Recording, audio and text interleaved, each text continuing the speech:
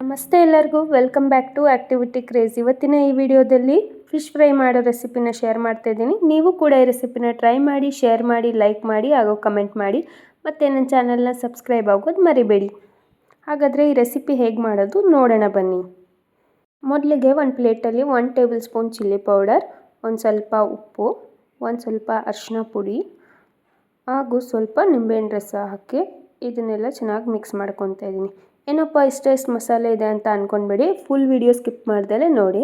ಈ ರೀತಿ ಈ ಮಸಾಲೆನೆಲ್ಲ ಚೆನ್ನಾಗಿ ಫಿಶ್ಶಿಗೆ ಹಚ್ಕೊಳ್ಬೇಕು, ಸ್ವಲ್ಪ ಸ್ವಲ್ಪನೇ ನೋಡಿ. ಇವಾಗ ಎಲ್ಲ ಫಿಶ್ಶಿಗೂ ಈ ಥರ ಹಚ್ಚಿಟ್ಕೊಂಡಿದ್ದೀನಿ.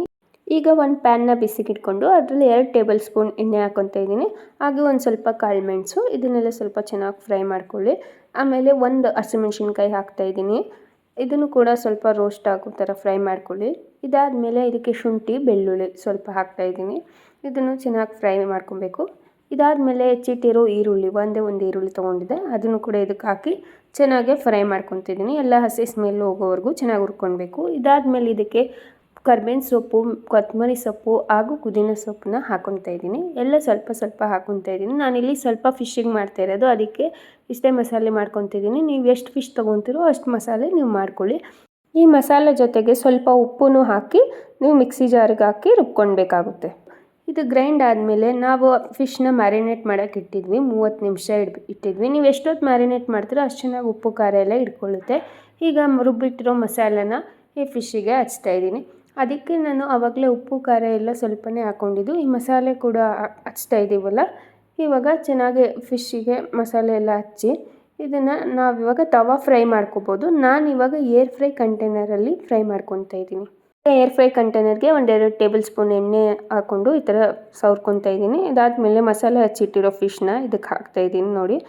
ಈಗ ಇದೆಲ್ಲ ಈ ಥರ ಹಾಕಿ ನಾವು ಇದನ್ನು ಏರ್ ಫ್ರೈ ಕಂಟೈನರಲ್ಲಿ 20 ನಿಮಿಷ ಬೇಯಿಸ್ಕೊಳ್ಬೇಕು. ಇದು ಫಿಶ್ ಆಗಲಿ ಚಿಕನ್ ಆಗಲಿ 20 ನಿಮಿಷ ಬೇಕು ಬೇಯೋದಕ್ಕೆ ಮಿನಿಮಮ್ಮು. ಇವಾಗ 190 ಡಿಗ್ರಿ ಟೆಂಪ್ರೇಚರ್ ಇಟ್ಟು 20 ನಿಮಿಷ ಟೈಮ್ ಸೆಟ್ ಮಾಡಿ ಇಡ್ತಾಯಿದ್ದೀವಿ ನೋಡಿ. ಈಗ 10 ನಿಮಿಷ ಅಥವಾ 8 ನಿಮಿಷ, ನಾವು 8 ನಿಮಿಷ ಇತ್ತು ಆವಾಗ ಒಂದು ಸಲ ತೆಗ್ದು ನೋಡೋಣ ಅಂತ ನೋಡಿದ್ವಿ. ನಾವು ಯಾವುದೇ ಆದ್ರೂ ಏರ್ ಫ್ರೈ ಕಂಟೈನರಲ್ಲಿ 10 ನಿಮಿಷಕ್ಕೆ ಒಂದು ಸಲ ತೆಗಿಬೇಕು. ತವಾ ಫ್ರೈ ಮಾಡಿದಾಗ ನಾವು ಉಲ್ಟಾ ಮಾಡಿ ಹಾಕ್ತೀವಲ್ಲ ಫಿಶ್ನ, ಅದೇ ಥರ ಇದನ್ನು ಕೂಡ ತೆಗ್ದು ಇವಾಗ ನೋಡಿ ಎಲ್ಲ ಫಿಶ್ಗಳನ್ನೂ ಈ ಥರ ಉಲ್ಟಾ ಮಾಡಿ ಹಾಕ್ತಾಯಿದ್ದೀನಿ. ಈಗ ಈ ರೀತಿ ಎಲ್ಲ ಫಿಶನ್ನು ಉಲ್ಟಾ ಮಾಡಾದಮೇಲೆ ಮತ್ತೆ ಇನ್ನು 10 ನಿಮಿಷ ಇದನ್ನು ಬೇಯಿಸ್ಕೊಬೇಕು. ಇದು ಅರ್ಧ ಬೆಂದಿದೆ. ಇವಾಗ ಉಲ್ಟಾ ಇನ್ನೊಂದು ಸೈಡ್ ಫ್ರೈ ಆಗಬೇಕು ನೋಡಿ. ಮತ್ತೆ ಇಡ್ತಾ ಇದ್ದೀವಿ.